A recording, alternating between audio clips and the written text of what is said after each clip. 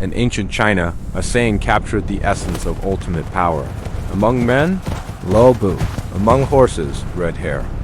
He was the most feared warrior of the Three Kingdoms era, a man whose skill in battle was so immense it was considered almost supernatural. The legend paints him as an unstoppable force of nature. Yet, this same warrior, the strongest in all of China, would die betrayed and alone, his life ending not in a blaze of glory, but in disgrace. The real story of Lu Bu is far darker and far more mysterious than the legends let on.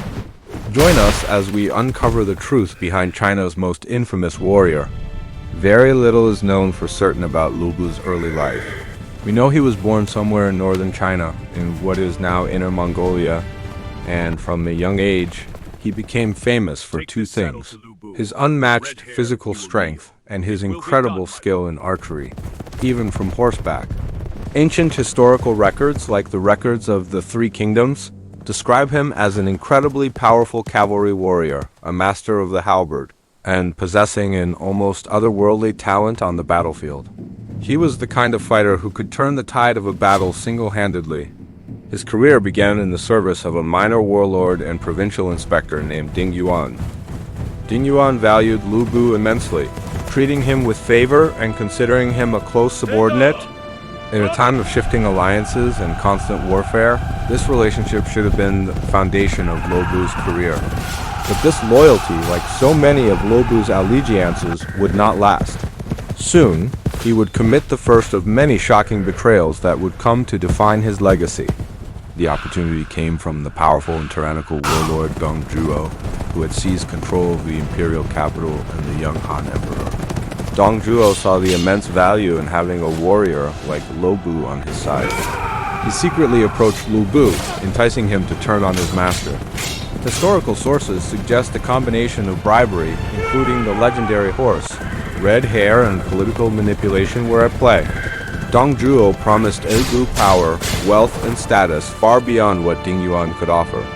Lured by these promises, Lu Bu assassinated Ding Yuan and defected to Dong Zhuo, who then adopted him as a son. This moment is one of the most debated in Lu Bu's history. Was he simply a heartless traitor, driven by greed and ambition? Or was he a pragmatic warrior trying to survive and climb the ranks in a brutal, chaotic age where loyalty was a luxury few could afford? The famous historical novel, Romance of the Three Kingdoms, adds another layer to this story. It introduces the beautiful Daokan, one of the four great beauties of ancient China, who was used as a political pawn to drive a wedge between the increasingly paranoid Dong Zhuo and his powerful adopted son. While Daokan's story is likely fictional, it captures the essence of the turmoil surrounding Lu Bu. Under his new lord Dong Zhuo, Lu Bu's legend reached its absolute peak. He became Dong Zhuo's personal bodyguard and his greatest general. He was the warrior no one could defeat. His reputation on the battlefield was so terrifying that some opposing generals would reportedly refuse to engage him in direct combat. His skill with his signature weapon, the Ji, or halberd, became the stuff of legend. It was during this time that one of the most famous, albeit fictional, tales from the novel Romance of the Three Kingdoms takes place, the Battle of Hulao Pass. In this epic scene, Lu Bu single-handedly fights off three of the era's greatest heroes at once, Liu Bei, Guan Yu, and Zhang Fei. Even though they were three against one, they could not defeat him. Whether this event happened or not, it shows how even his enemies had to acknowledge and respect his incredible power. He was, without a doubt, the most dominant martial force of his time. But this unstoppable force of a man had a dark, fatal flaw. For all his strength in battle, Lu Bu was an incredibly poor strategist and leader. He was impulsive, arrogant, and constantly betrayed his allies. After his initial betrayal of Ding Yuan, he would go on to betray Dong Zhuo as well, assassinating his own adoptive father over a dispute. This act, while it ridded the land of a tyrant, branded Lu Bu as a kinslayer and a man utterly without honor.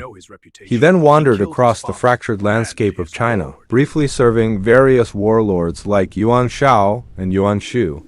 But each alliance ended in mistrust and conflict. He struggled to maintain loyalty from his own men, and other commanders saw him as a dangerous and untrustworthy opportunist. Even the cunning and powerful warlord Cao Cao, who was known for recruiting talented men regardless of their past, viewed El Bu as a wild animal to be managed, not a subordinate to be trusted. At one point, El Bu managed to seize his own territory from the warlord Liu Bei, establishing a brief period where he was a power in his own right. But he couldn't hold it. How could the strongest warrior in China fail so completely at building a lasting kingdom? The answer lies in his terrible leadership and the web of deep mistrust he had spun around himself. No one believed his word, and no one would truly risk their future for him. His spectacular downfall came at the Battle of Xiapi in the year 198. Surrounded by the combined forces of his enemies, led by Cao Cao and Liu Bei, Lu Bu found himself trapped in the city. The siege lasted for months. As supplies dwindled and morale plummeted, Obu's own men began to lose faith. In the final, bitter irony of his life, Obu, the great betrayer, was betrayed himself. His own officers, Hu Cheng, Song Xian, and Wei Su, mutinied. They captured the sleeping Lu Bu, tied him up, and surrendered the city gates, handing him over to Cao Cao. Brought before his rival, Obu made one last desperate plea for his life. He tried to persuade Cao Cao to spare him, offering his unmatched services as a general. He boasted, "If I lead your cavalry, Lord, you will have no trouble conquering all under heaven." Cao Cao was momentarily tempted. Having the greatest warrior in the land under his command was an appealing thought, but his trusted advisor, Liu Bei, who was also present, reminded him of Lu Bu's history. He simply said, "Have you forgotten what happened to Ding Yuan and Dong Zhuo?" The message was clear. This man has betrayed everyone he ever served. He cannot be trusted. Hearing this, Cao Cao made his decision. Lu Bu, the flying general, was executed by hanging in the year 199. The strongest warrior in China died not in glorious combat, not on the battlefield where he was unmatched, but captured, bound, and abandoned by his own men. For centuries afterward, people would remember Lu Bu, but they remembered him not for loyalty, honor, or leadership, but for his raw, unmatched, and terrifying strength.